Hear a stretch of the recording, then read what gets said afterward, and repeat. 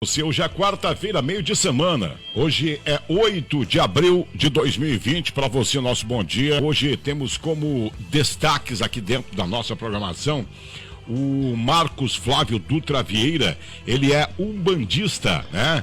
E coordenador do movimento Negro Raízes de Bento Gonçalves, em relação a uma notícia que foi colocada aqui no Facebook da Rádio Ativa FM, que veio da Brigada Militar, que a gente colocou aqui dentro da programação da Ativa FM no nosso Facebook, né? E vamos comentar, vamos falar a respeito disso, pedir espaço aí o Marcos Flávio Dutra Vieira, ele vai conversar com a gente então a respeito deste assunto aqui dentro da nossa programação.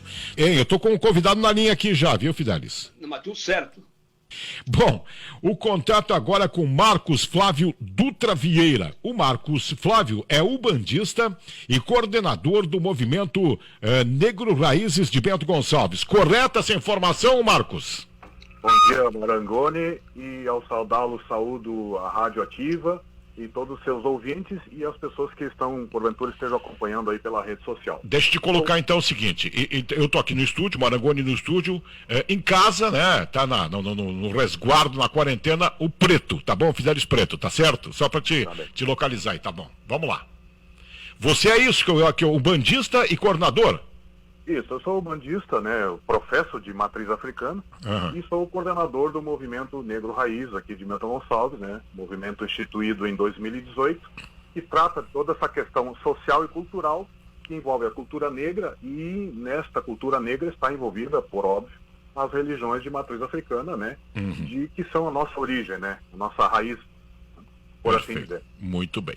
Bom, o motivo desse bate-papo com o Marcos foi uma postagem que foi feita aqui pela Rádio Ativa FM no Facebook. Eu já falei pro Marcos isso fora do ar, que é uma matéria que veio da Brigada Militar. Quando vem da Brigada Militar, a gente automaticamente coloca como eles mandam, né? Para evitar alguns problemas que sempre podem acontecer nessas postagens da Brigada Militar. Mas essa deu esse problema aí com algumas pessoas que são bandistas, eu acredito que seja isso, né? E que não gostaram muito da repercussão que foi dada nessa notícia, que dizia que alguém estaria fazendo um trabalho no trevo aqui de acesso ao município de Nova Prata, e quando a polícia chegou, essa pessoa acabou fugindo para o mato, né? Quer dizer, resumindo, era isso. Marcos, você viu a postagem?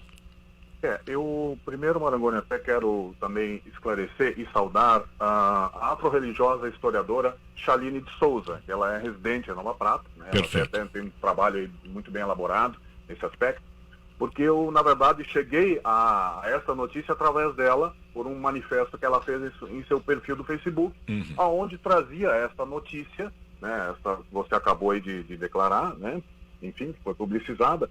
E aí, esse é o aspecto, porque quando me deparei com a notícia, e aí a gente começa a correr os comentários, tá, eu vi muitos comentários com cunho de intolerância religiosa. Isso vai acontecer sempre. Isso é, Marcos, não é só uma questão nesse sentido, né, de vocês aí, pessoal da Umbanda, por exemplo, mas é da raça, é do gênero, sempre vai acontecer isso.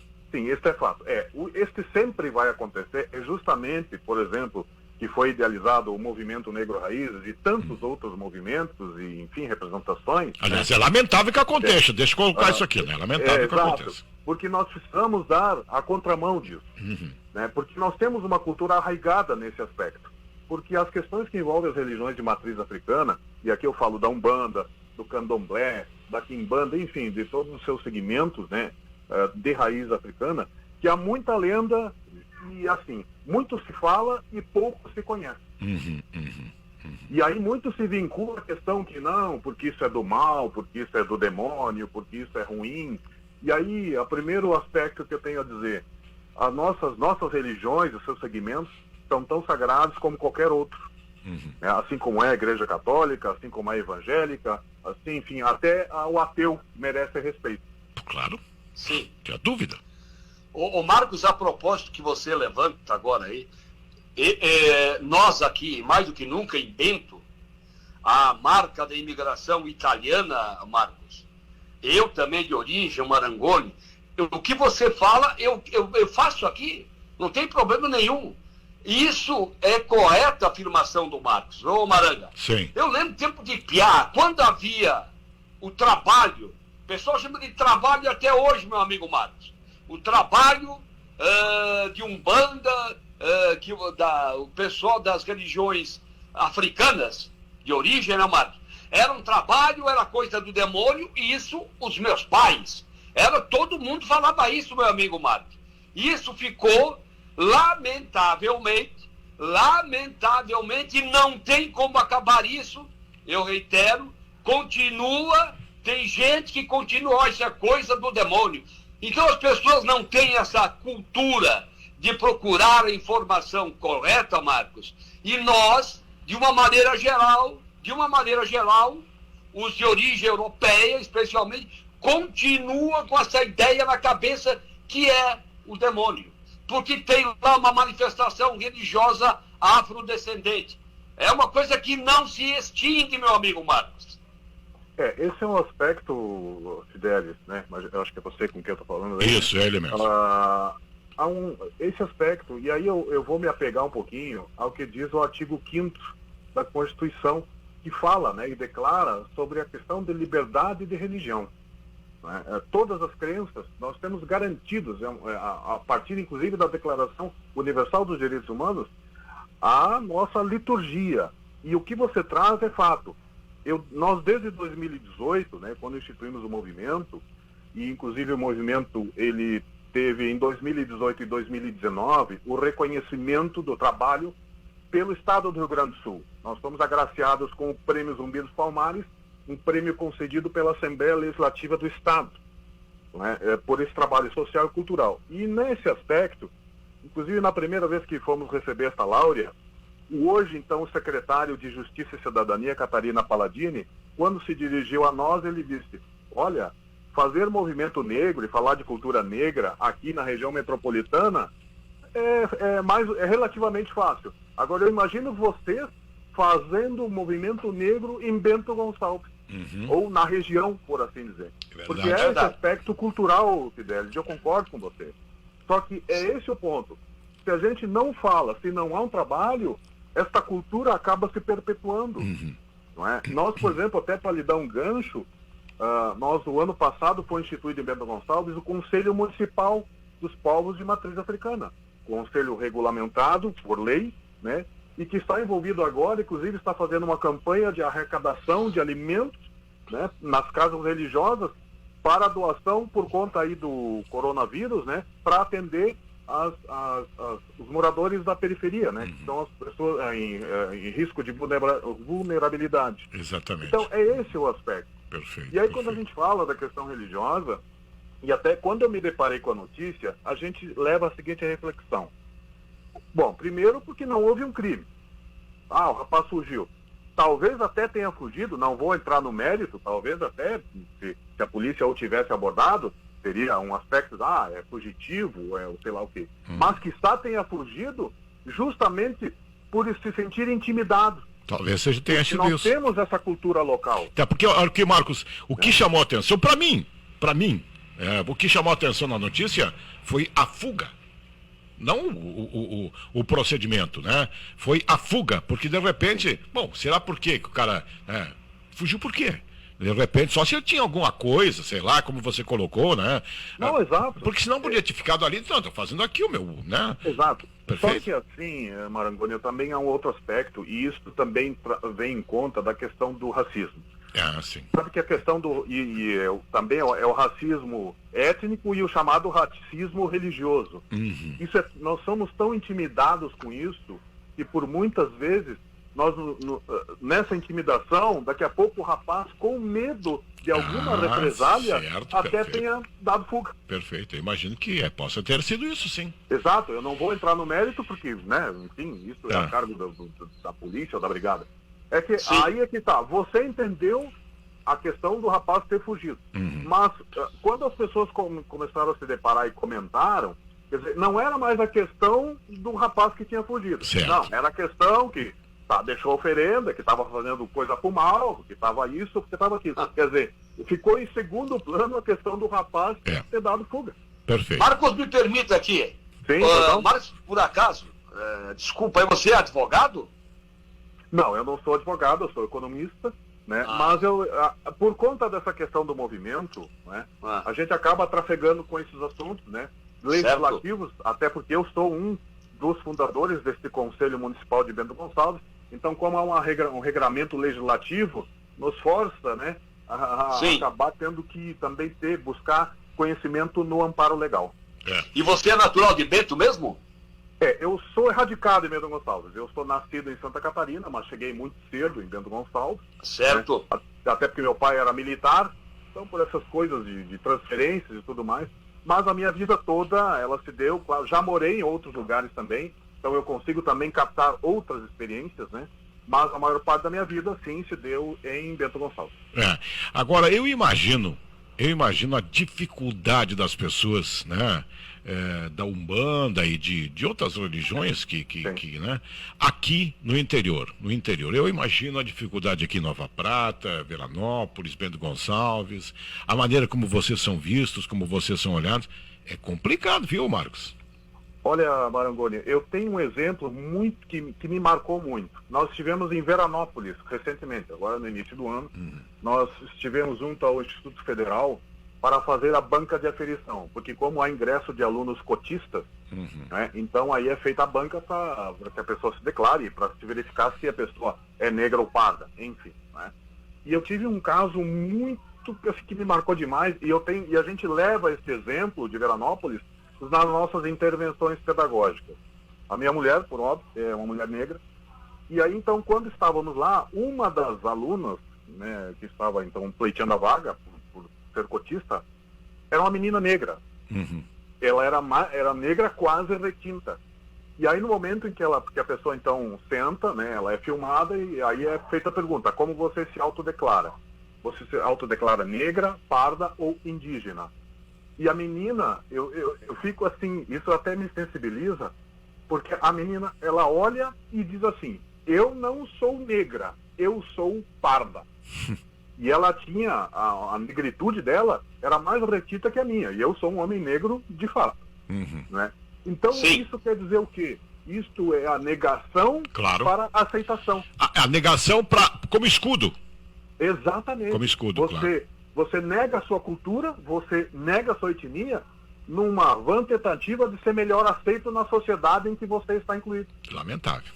Quer dizer, na verdade, essa questão da segregação, que ainda prospera, lamentavelmente, Marcos, é uma coisa que essa questão ela está tanto prejudicando as pessoas negras, está prejudicando diretamente, que essa menina, que é de origem etnia negra, pelo teu relato, ela busca esconder ou não querer reconhecer a sua negritude, porque ela entende que ela será automaticamente discriminada.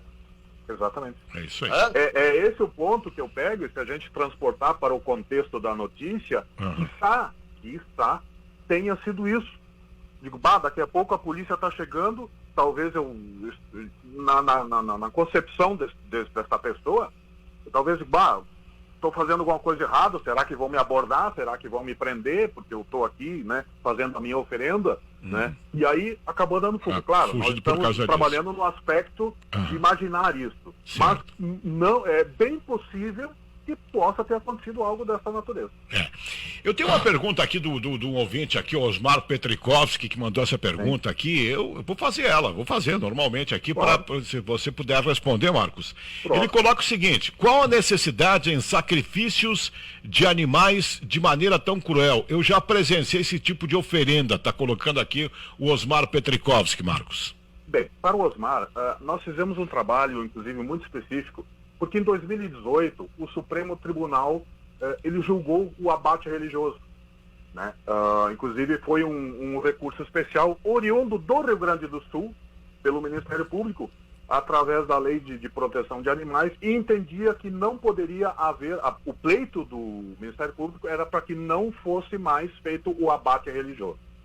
O que envolve o abate religioso? Porque é outra fantasia, todo mundo, porque mata bicho.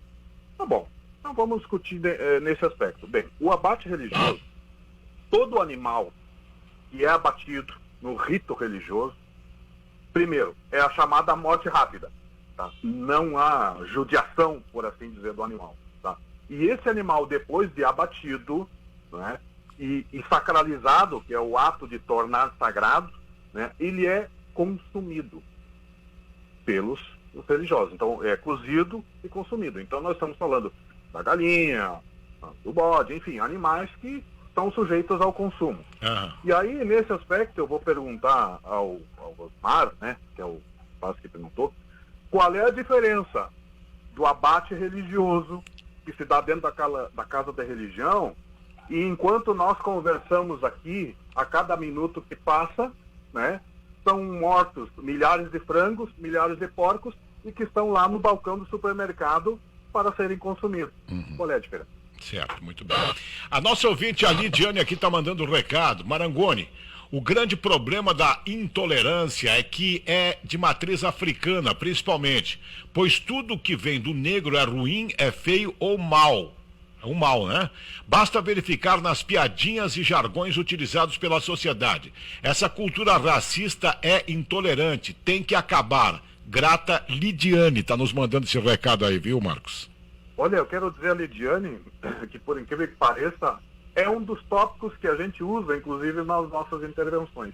E é exatamente isso. Tudo que é ruim está associado ao negro. Se eu pego aqui 2, 3 exemplos rápidos. Lista negra. A coisa está preta. Uhum. Né? E assim por diante.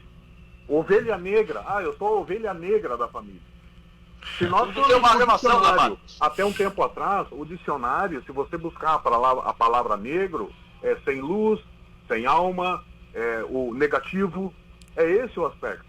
Então é isso, Marangoni, que nós, enquanto movimento negro, Sim, a gente começa a tentar elucidar isso, principalmente na nossa região, infelizmente. Não estou dizendo que a culpa é do Marangoni, ou é do Fidelis, ou é do Osmar, ou enfim, dessa outra moça, mas é uma questão cultural que se enraizou, infelizmente. Eu tenho um fato de uma pessoa bem próxima a mim, inclusive, né? Conversando um dia, isso já faz algum tempo, né? Ele tinha uma pessoa que tinha um comércio, enfim, e ele disse assim para mim, ele disse, pô, eu tenho lá um negro que tá trabalhando comigo, mas sabe aquele negro bom, aquele negro trabalhador. Pelo amor de Deus. Como é que pode, né? É um cara bastante chegado, né? Porra, não é possível uma pessoa falar isso, quer dizer, então tem negro bom e negro ruim, né? É complicado essa situação aí, As pessoas pensam dessa maneira aí, Marcos, fazer o quê? Olha, né? Marangoni, a mesma expressão muito usual, é o negro de alma branca. Primeiro que a alma não tem cor, ou pelo menos eu desconheço a cor da alma, né? Sim. Então, assim, e a questão do negro, a ofensa, tá? Nós tivemos um caso aqui em Bento Gonçalves, tá? De uma menina que era operadora aqui da área azul, aqui da cobrar o ticket de estacionamento, né? E um usuário da área azul, quando a menina foi entregar o ticket, ele entendeu que era uma multa, e ele olhou para ela e disse assim, quem é você para me multar, negra burra? Você, além de negra, é burra. Então a questão da ofensa étnica, principalmente ao povo negro, eu sempre digo, é uma ofensa composta. A pessoa cita a etnia como se fosse já uma ofensa, e depois o resto da ofensa. O Luiz Pedro Pereira, o Sargento Pereira, está mandando um recado aqui. Olá, só comenta com o Marcos que concordamos com a expressão religiosa, que está na Constituição. Não pode ter discriminação de nada. Acho apenas que nessas oferendas a única coisa que pode dar algum problema seria a poluição em locais públicos. Depois funcionários da prefeitura teriam que ir lá e tirar, colocou o Sargento Pereira aqui. Ao Sargento Pereira eu quero dizer, concordo. Inclusive é um movimento geral, é uma questão até de conscientização dentro das próprias casas de religião. Porque quando a gente fala da questão religiosa, eu tenho o religioso bom e tenho o religioso ruim, em qualquer religião. E muitas vezes se utiliza de expedientes dentro da religião afro, e eu não tenho nenhum problema em falar isso, porque eu sou muito crítico nesse aspecto, que eu digo, a questão do negro também passa pelo negro, e a questão religiosa também passa pelo religioso. Né? E eu sempre digo assim, gente, a questão que nos envolve, os nossos orixás, o que nos regem, é um contato com a natureza. Então eu também concordo, tenho que concordar com o sargento, e nenhum problema quanto a isso, porque eu acho assim, lamentável, agora já não se vê tanto, há esse movimento de repensar isso, de entregar, fazer oferenda, por exemplo, em praça pública, em esquinas, que depois, outro dia, passa a criança, é o que ele diz, acaba tendo que recolher. Então hoje há um movimento nesse sentido para dizer, olha gente, use o material que seja consumido pela natureza, enfim, um material descartável, né? Procurem, assim, vamos avaliar melhor os locais onde vamos fazer as nossas oferendas, né? Porque a nossa ligação com os orixás, ele vem da natureza. Perfeito. Então eu concordo nesse aspecto. Né? E há um movimento contrário. Agora, também tem que dizer, isso também não justifica, né, essa questão de dizer que, porque isso é do mal, enfim. Tá, e aí, em cima disso tem uma pergunta aqui, depois o Preto, eu sei que o Preto vai fazer uma colocação, mas do Adalberto Gonçalves da Silva, o Beto Pintor. Olá, tudo bem, amigo? O que leva as pessoas a fazer despacho no cemitério? Aqui em Nova Prata sempre tem. É pro mal ou pro bem? Olha, eu sou daqueles que pensam, e até respondendo a esse amigo, a maldade, a intenção, a gente faz até com um copo d'água. Né? Então eu não posso aqui julgar, dizer, olha, isso é pro mal, isso é pro bem. Porque nós temos entidades que elas têm referências, né? Nós temos vida e morte, são ciclos, é um ciclo. Né? Nós temos orixás que se referenciam nesse aspecto. Né? Então nem tudo que está lá significa que é para o mal, assim como nem tudo que está lá significa que é para o bem. Mas isso é a intenção de quem está fazendo. Assim como eu tenho a questão, por exemplo, eu vou pegar um exemplo muito rápido, e volto a dizer, é uma questão paritária, não estou aqui para trazer demérito a religião nenhuma. Mas, por exemplo, nós temos questões, por exemplo, vamos falar de demônio. O que é mais demoníaco do que um padre abusador de criança? Sim. Né? Ou, se eu pegar uma outra religião, questões aí que envolvem exploração de dízimos em outras vertentes religiosas, o que é mais maldoso do que isso? Assim como há problemas, sim, dentro da religião de matriz africana. Porque muitas vezes as pessoas se utilizam para intimidar, né? E eu quero dizer, isso é qualquer coisa, menos religião de fato, menos fundamentação. Preto? Pois não, Marcos. Pois não? Como é que, a partir de Bento, da realidade, isso é perfeitamente constatável, né? E você foi bastante enfático quando, no começo da nossa conversa, da manifestação do secretário Palladini. Ele disse, olha, em Porto Alegre, até pelo tamanho, densidade demográfica, essa questão toda, com a presença importante, e tanto em número como manifestação, na Grande Porto Alegre, Marcos, da etnia negra, é diferente, por exemplo, o movimento em Bento Gonçalves, por tudo que envolve, né? Claro. Essa restrição histórica do colono europeu em relação ao negro. Agora, ampliando essa questão, meu amigo Marcos, aí nós chegamos ao Ministério da Cultura, onde um cidadão da etnia negra, ele faz manifestações completamente contrárias à luta da grande maioria do movimento negro. Olha, Fidelis, nesse aspecto, e eu sei, você está se referindo ao atual presidente da Fundação Palmares. Exatamente. O jornalista, Camargo. Eu vou lhe dizer uma coisa, é difícil até a gente comentar. Porque, assim, historicamente, né, essa história de lutas é a questão que envolveu a escravidão, né, e o negro não se ofereceu à escravidão, como alguns dizem, muito pelo contrário, né? Mas há um aspecto, e aí eu volto a dizer, aí eu tenho que pegar o exemplo da menina de Veranópolis, não é? Eu, então, estou negando para ser aceito. E, nesse caso, pior, para exercer um cargo público. Porque isto é negação da sua própria cultura. Né? Isso é negação da sua história. Então, o racismo, muitas vezes, ele é tão profundo, ele avança tanto, que exatamente ele faz com que o negro negue a sua própria origem. É esse o aspecto. E eu só tenho a dizer, é lamentável que um cidadão como este está à frente de uma fundação que leva o nome de Zumbi dos Palmares. Ô, Marcos, atravessando o baile, hein, Maranga? Marcos, é evidente que quem minimamente estudou sobre a história da escravidão no Brasil sabe que havia, nessa linha que nós estamos abordando, o chamado Capitão do Mato. Sim. É mais ou menos isso, Marcos? Esse Olha, nosso amigo da questão da cultura, Zumbi dos Palmares, ele seria um capitão do mato hoje? Não, esse aspecto do que envolve o zumbi, e assim, também se fala muito a respeito disso. Né? Eu estou falando em relação ao rapaz aí que está na fundação.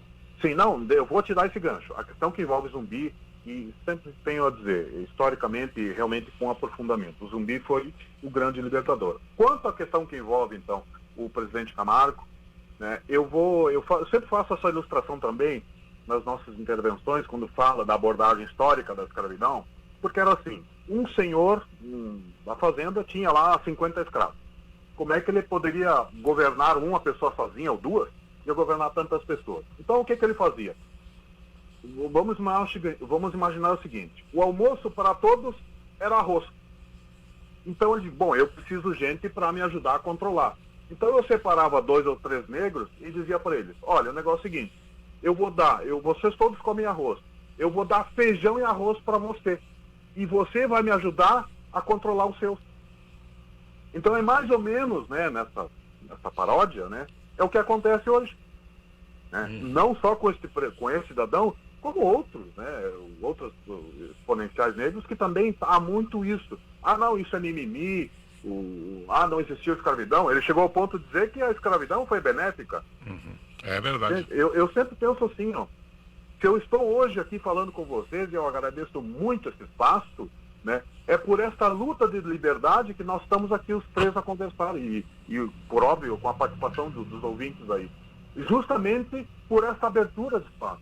Para dizer, olha, gente, a cultura negra, ela é tão valorosa como a cultura italiana, como a cultura alemã, claro, como a cultura japonesa, claro, e qualquer uma outra. Não, perfeito.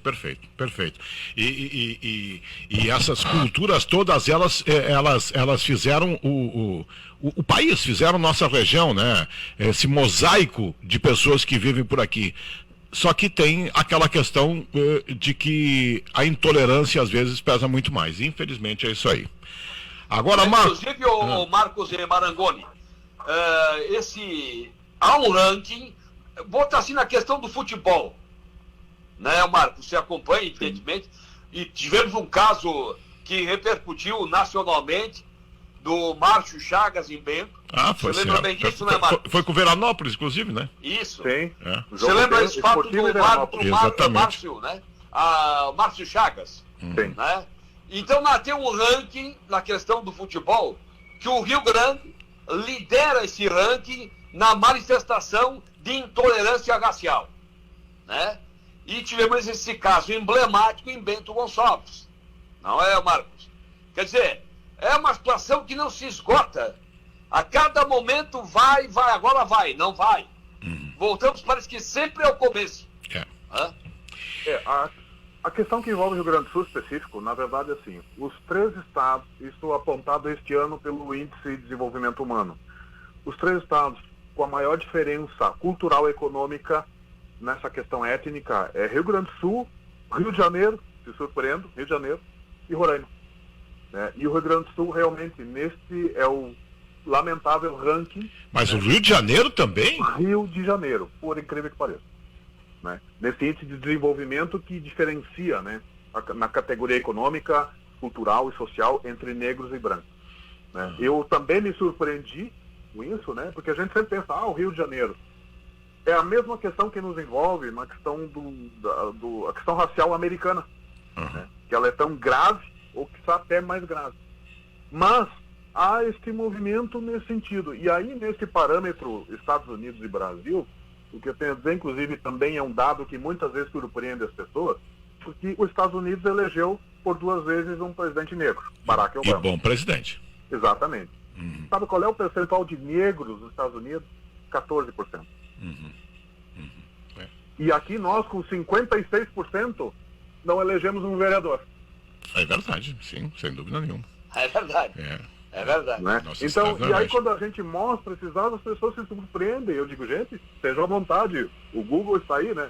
Uhum, claro, certo, tá Eu aí tive para ajudar. professoras que não acreditaram nisso. Eu digo, é para ver como é isso. Os Estados Unidos elegeu um presidente negro, em 14% da população. E nós aqui não conseguimos eleger um vereador aqui, localmente ou na região. Mas tem locais que não conseguem eleger uma mulher, porque é mulher. Né? Sim. É mulher Nós, também. a Câmara de Bento Gonçalves não tem mulher. É isso aí. Então, quer dizer, a culpa está em nós, né? Todos nós, enfim. Agora, Marcos, então, olha aqui, ó. Desculpe aí se de repente a gente causou um mal-estar entre vocês aí nessa notícia que a gente colocou, mas eu repito novamente aqui, veio da Brigada Militar, a gente colocou exatamente como veio. Né?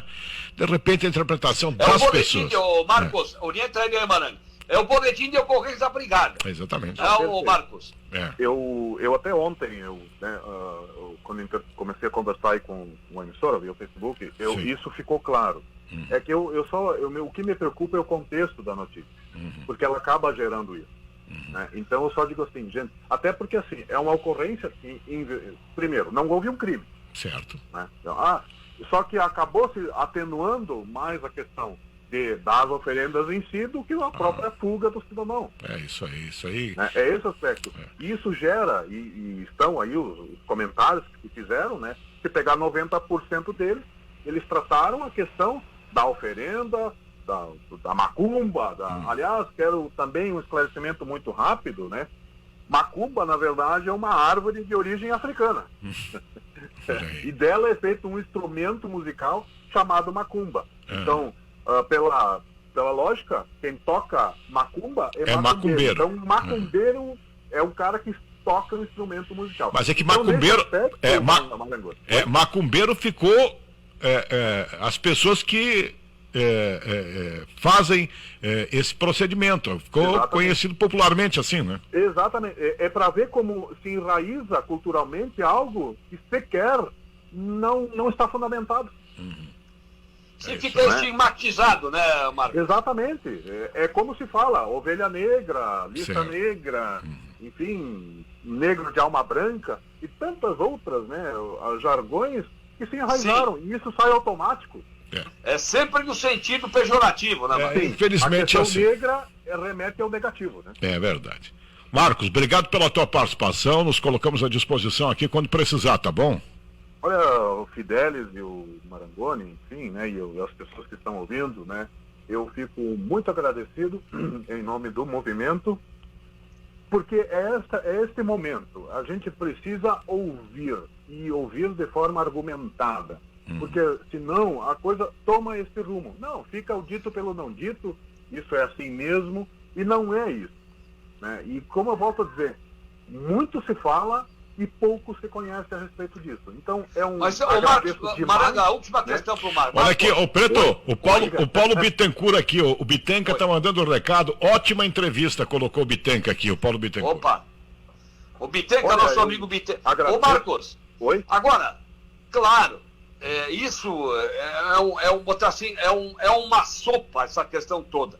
Mas agora, eu tenho vários amigos de origem negra, o meu amigo Marcos. Agora, esse pessoal mesmo da tua etnia, você observa, no geral, a iniciativa por parte deles de procurar saber o que realmente aconteceu no Brasil, ou eles só têm a fotografia do momento, o retrato atual, meu amigo Marcos? Olha, Fidelis, eu quero dizer que nesta viagem cultural que eu comecei em 2018 e que envolveu o movimento negro, quero dizer para você, eu me deparei com fatos históricos que eu não tinha conhecimento. Até porque a história, ela apaga essa parte negra. Né? Ela acaba dando aquele questão mais romântica, né? Até nos livros de história, né? No currículo escolar. Né? Tanto que agora, hoje, há, né, a previsão legal de que tem que ter o ensino afro-brasileiro e cultural dentro dos currículos das séries fundamentais. Né? Mas se fala muito pouco. Você tem que ter uma pesquisa direcionada, né, para buscar informações. E aí essa questão do negro, eu também tenho a dizer, o negro não conhece a sua história. infelizmente. Né? É por isso que, quiçá, né, surjam o presidente Camargo, da Fundação Palmares, e outros. Né? E que, muito pelo contrário, pela posição que estão exercendo, deveriam ser essas pessoas os exponenciais para fazer esse resgate cultural da história negra e dizer, olha, a história negra é esta. Porque muita coisa não se conta nos livros de história. E eu vou pegar um exemplo muito rápido disso, na questão, quando se fala em miscigenação. O Brasil é o país miscigenado, né? Até lá, eu me lembro muito bem, no meu ensino fundamental, inclusive tinha lá um gráfico, o negro com o índio da mameluco, o negro com o branco da mulato, enfim, tinha essas fórmulas. Mas eu quero dizer que a questão da miscigenação nada mais é do que o estupro das nossas mulheres negras escravizadas. É daí que surge a miscigenação do Brasil. Porque quando aqui chegamos, na questão negra, né, eram africanos puros. E as nossas negras eram estupradas pelos senhores das casas, e é daí que surge a miscigenação. Então não há nada de romântico nisso. Certo. É verdade. Certo, muito bem. Só em telenovela, né, Marcos? Ah, certo, isso aí em filme. Tudo bem. Tá bom, obrigado pela tua participação, Marcos, sempre à disposição. Precisando é só chamar, tá bom? Olha, muito obrigado Fidelis, mais uma vez, obrigado Marangoni. Uma citação novamente aí a Chaline de Souza, nossa historiadora, nossa amiga, parceira do movimento. Até ela abraço pra Chaline aí. Nos acompanhou em eventos do movimento aqui em Bento Gonçalves, e estamos à disposição. E como Mas você é natural natural da onde mesmo, meu amigo Marcos? Eu, Blumenau, Santa Catarina, terra de Opa! Você saiu da colônia alemã, passou para a Gringolândia. Exatamente. Olha o fogo que eu sou, meu amigo. Olha o fogo que eu sou. Né? É isso aí. Então, Tá assim, o nosso especial agradecimento na forma individual e também em nome do Movimento Negro. Estamos à disposição. A gente desenvolve muito trabalho. Já chegamos a Veranópolis, né? Até numa conversa que tive com a Chaline ontem, né? Para a gente daqui a pouco chegar em Nova Prata também, assim como já chegamos em outros municípios, né? Na volta aqui na região. Caxias, Farroupilha, Garibaldi, Carlos Barbosa, já há trabalhos do movimento. E justamente isso. É para trazer e esclarecer essa questão cultural e valorizar. Né? E como de volta a dizer, a questão cultural negra é tão importante como as outras culturas. Aliás, a base econômica deste país também foi forjada nos corpos ensanguentados dos escravos. Beleza. 350 anos de capitalismo açoitado, meu amigo Marcos. Exatamente. Isso aí. Exatamente. Valeu, Marcos. Um abraço, obrigado pela tua participação. Sucesso aí, tá bom? Muito obrigado. Valeu, tchau.